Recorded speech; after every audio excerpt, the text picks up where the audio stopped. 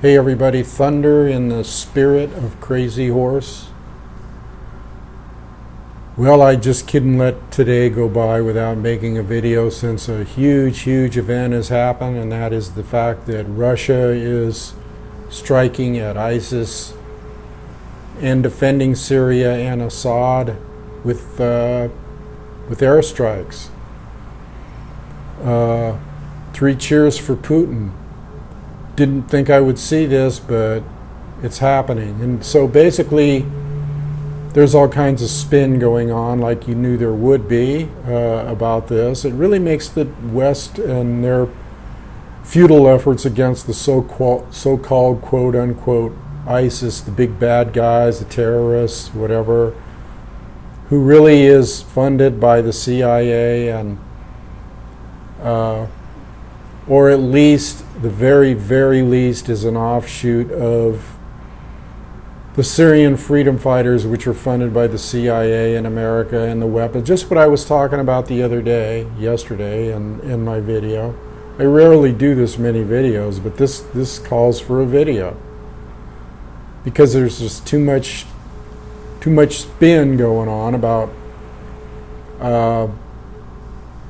why Putin's doing this, and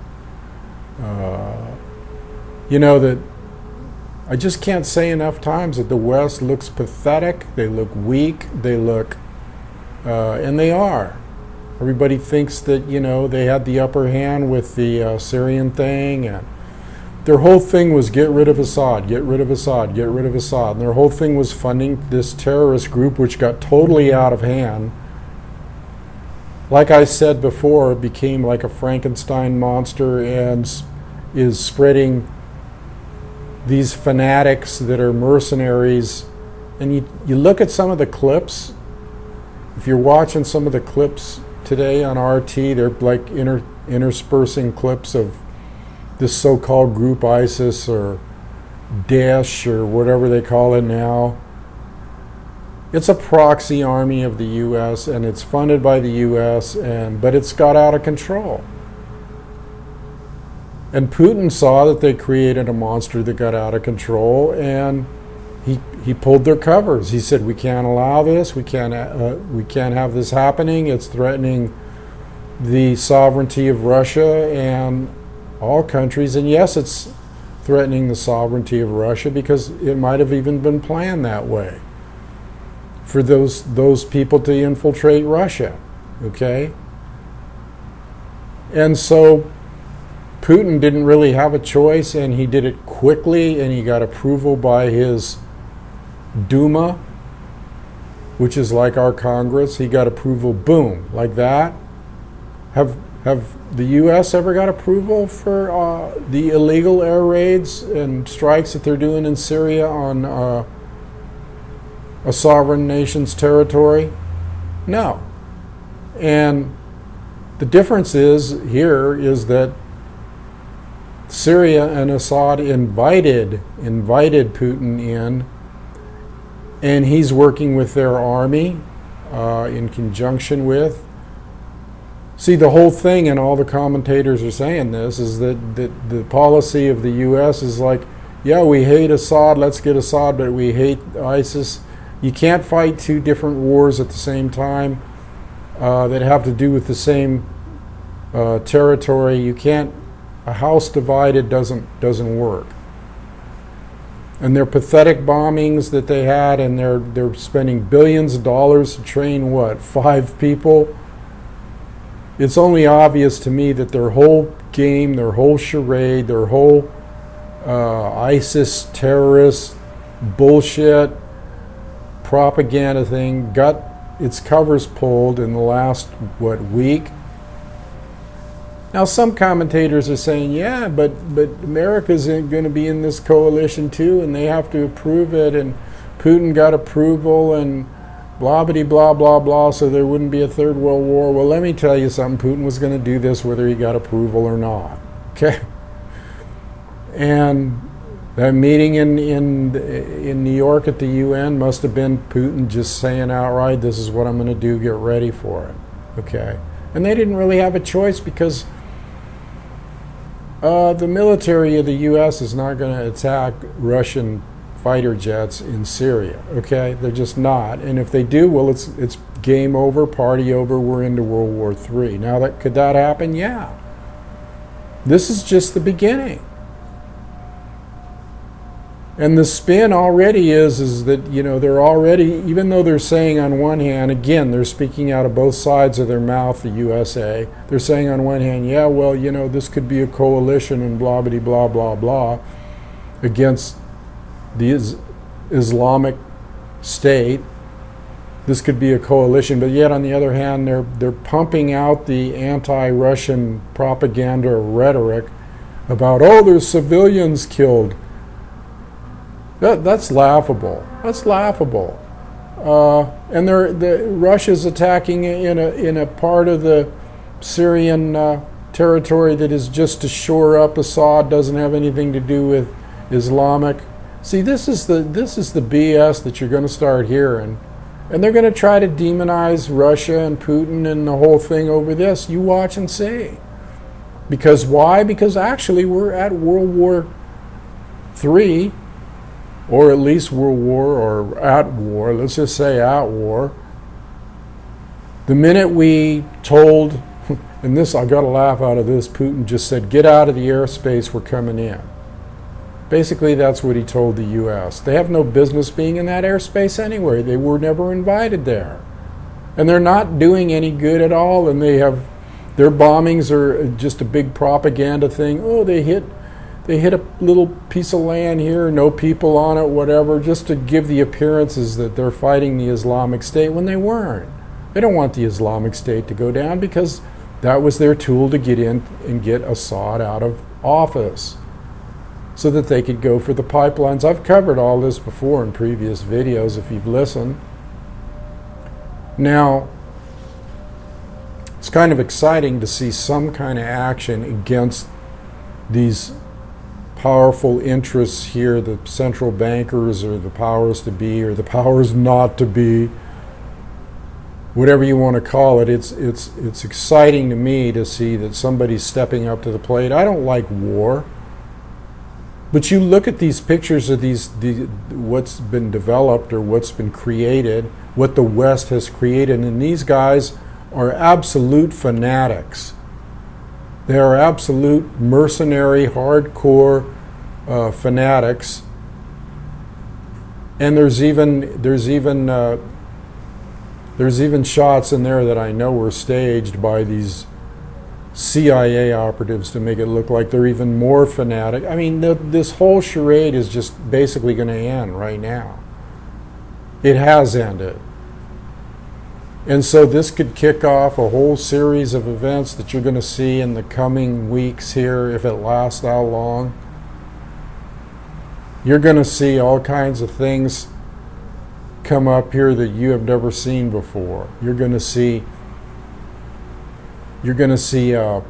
propaganda arise about Putin and this, what he did here. Because let's remember, the whole thing that started the whole Ukraine coup and the West trying to demonize Russia and put sanctions on them and all this shit was from the first time that Putin blocked them from taking Assad out of office years ago.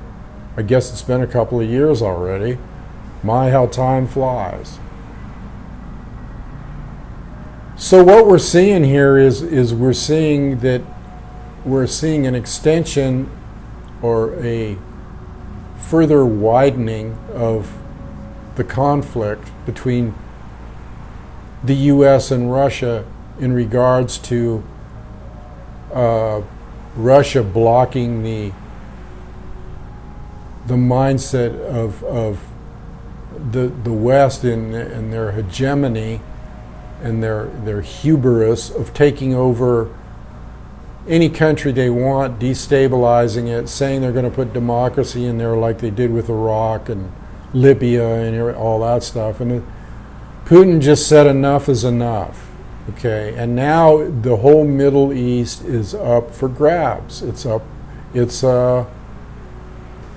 Because see, you got Iran and Syria and Russia and Iraq all teamed up together, and they know where these so-called quote-unquote Islamic terrorists are, and they know where the CIA bases are, and they know where the weapons are coming in, and they're going to tell Putin and Russia, and he's going to go in and strike hard. I hope he continues. I hope this doesn't fizzle out. It's not just a one-time deal. It's not just a show of force. And I don't think it is, because there's too much at stake for Putin and that whole territory with Assad. And now you got all kinds of aircraft flying around in this zone that aren't supposed to be there. The Russian aircraft are supposed to be there because they were invited in, but you got all these other nations, Britain and US and Saudi. The Saudi people are really not the people. The people that are running that government are despicable, because they are a extension of the US. They are a proxy, another proxy army. See, you got all these elements controlled by the US that are just basically trying to take over the Middle East with terrorism. And they're killing two birds with one stone, because they're saying that this terrorism is something that we need to fear here in the US. Well, that's all BS. And I wouldn't be surprised if there was some kind of false flag or some kind of event that came out of this, or some kind of face-off or accident in the skies over there, because unless the U.S. pulls out their aircraft and their cohorts pull out their aircraft and just let Russia do its thing, there could be problems. There could be problems. They might make a problem. So I see this as a very dicey situation, even though I'm glad that Putin went in there. Again, I'm not for war, but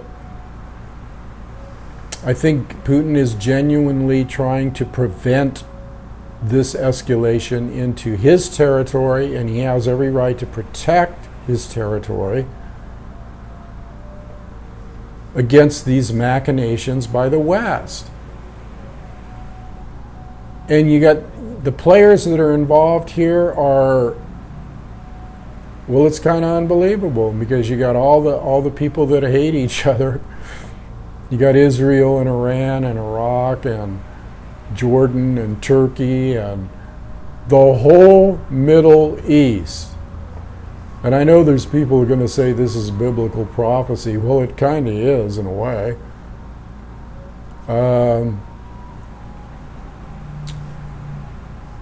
It's dicey.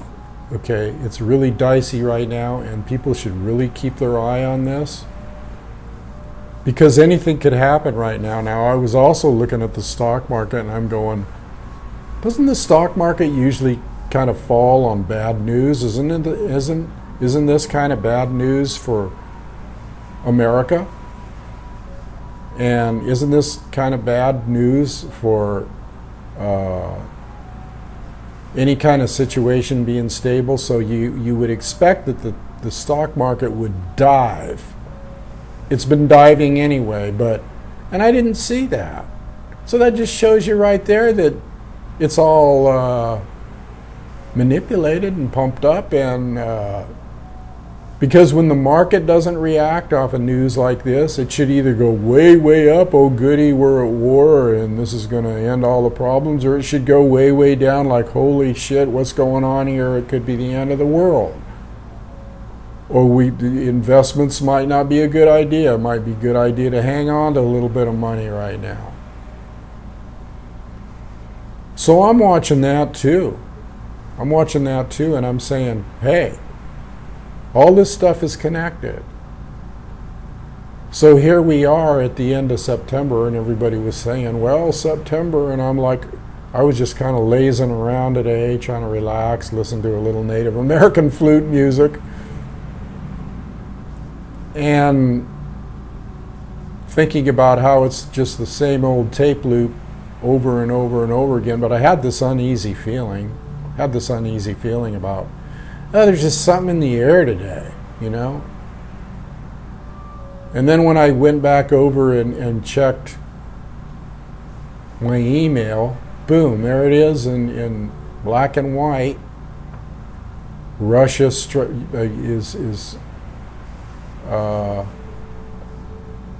airstrikes on ISIS. And I mean, you know, you watch RT today, Russia Today, and they're trying to keep it balanced a little bit and not just outright say what's going on, but they're interviewing all these people that are saying what's going on. And they got a handle on what's going on. And this bit about, see, the thing that really that sickens me or that makes me pissed off is that they're trying to make it look like that the U.S. sanctioned this and that Russia had to get permission from them, and that this was done at the meeting, and I don't believe any of that. Don't believe one bit of it. If I believe anything, it's that Putin went over there and told them, hey, I'm going to do this, get ready. But maybe he didn't. Maybe he just had some kind of blasé meeting, and because this happened quick. It happened right after his speech, and then his request. This all just happened really quick. The request from Syria to Russia, the request from Putin to his Duma, and this happened like boom, quick. I need permission to go in. Boom, you got it. Now they're saying that there's going to be no troops on the ground from Russia. Well, that remains to be seen. I'll take that with a grain of salt, but I'm not sure Russia needs troops. I'm not sure Russia needs troops with the technology that they have and can use effectively. People are saying, well, why, you know, if America couldn't do it with the airstrikes, but those were phony airstrikes. They weren't real because they had a vested interest to keep the Islamic State in there to overtake Assad. And I'll say that again and again. Now, this is real because Russia they have pinpoint accuracy. They have intel from the Syrian army. They're working with the Syrian army. Whereas the U.S. wasn't working with the Syrian army, they were working against it to overthrow Assad. That's the big difference here. So this could be really quick if they go in there and take out all the, what I call CIA hot spots where they're delivering weapons or where they're gathering weapons or where there's intel, CIA intel forming up groups to invade Syria and take Assad out, all that type. They know where every one of these things are. They got satellites, the Russians do. They got intel on the ground. They got people in there. They may not have troops in there, but they got people in there.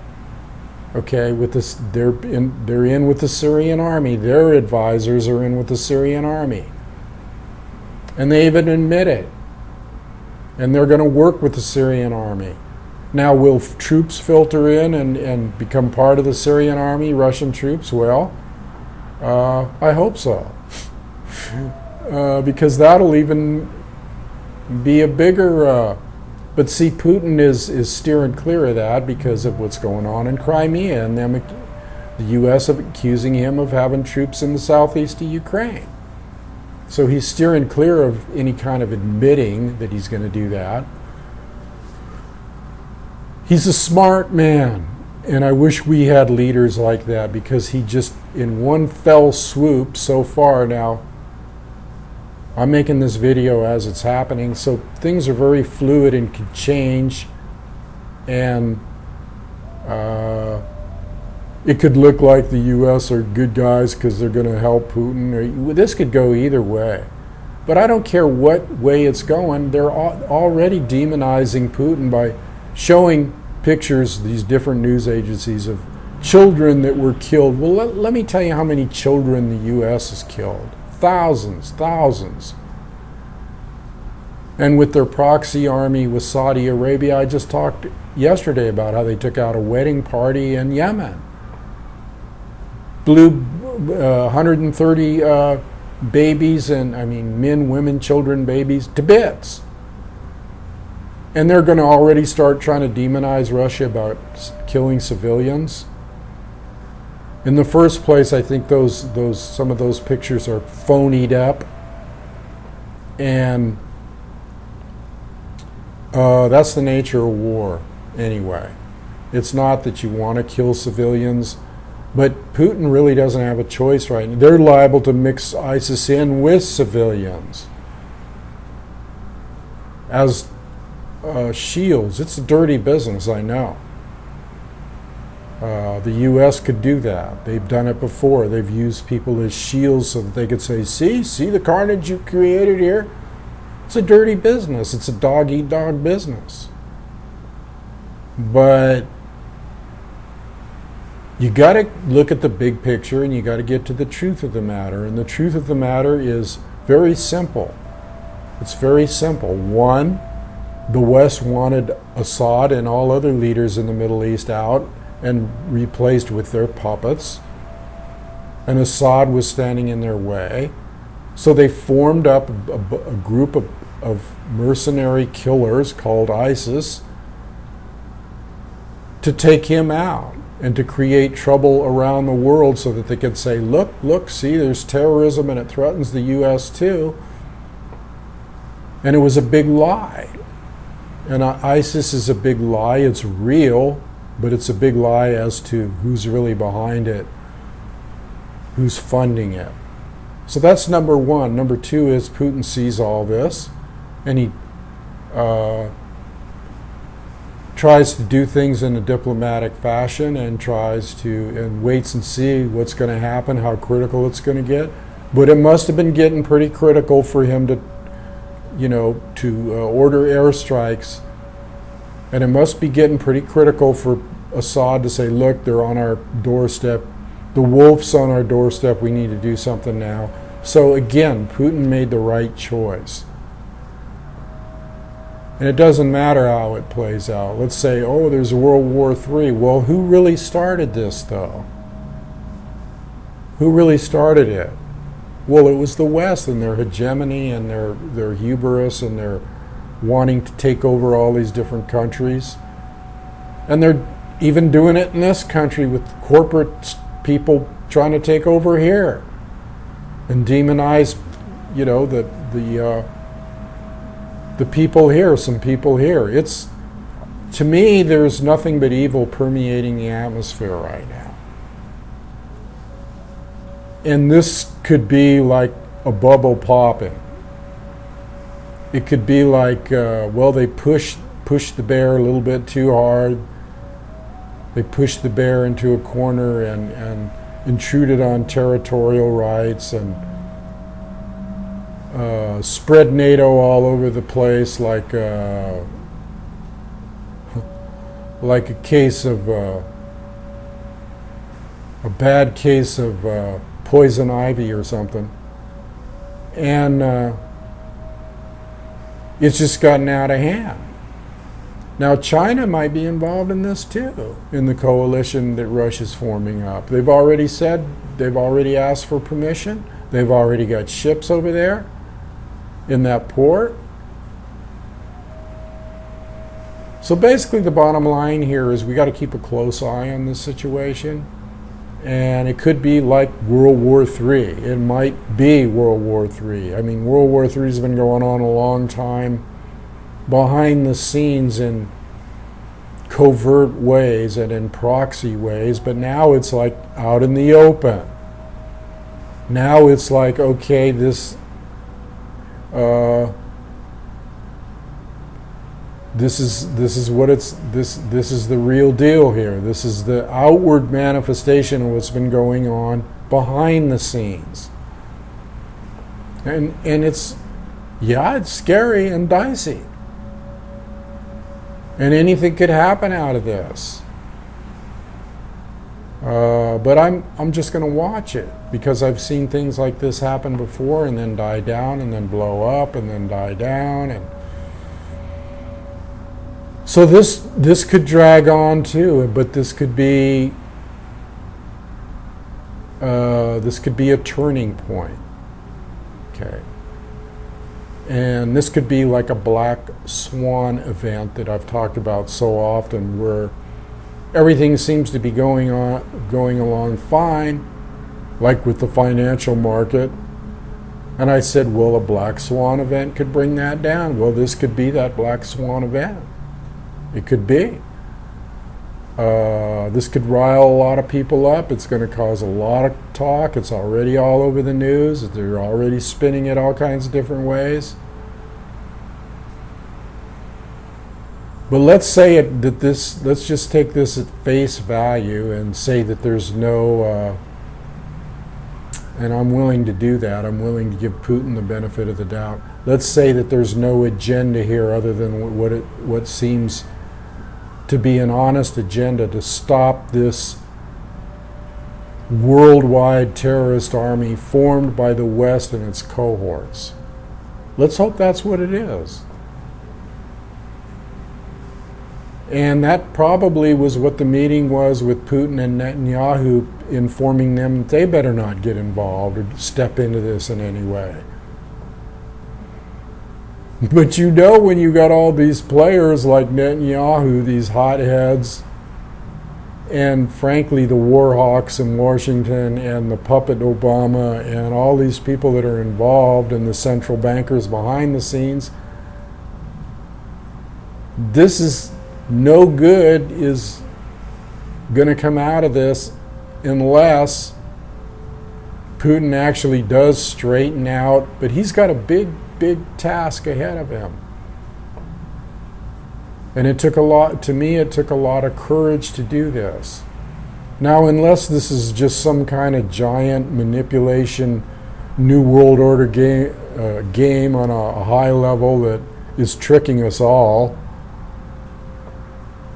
I don't rule that out either. I don't rule out the fact that this could be totally other than what we see here. It could be totally something different. I'll go with what I see and feel right now, which is it's a dicey situation. That's the bottom line. But if Putin is being honest and if Russia's being honest, and they've fought off incredible odds before, and they've fought off the Nazis and the Stalingrad and Leningrad and the millions that were killed, and fighting off fascism in World War II. If they're still the same people that they always were, then I like the Russian people.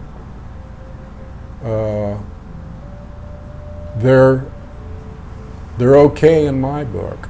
Okay, so we'll see.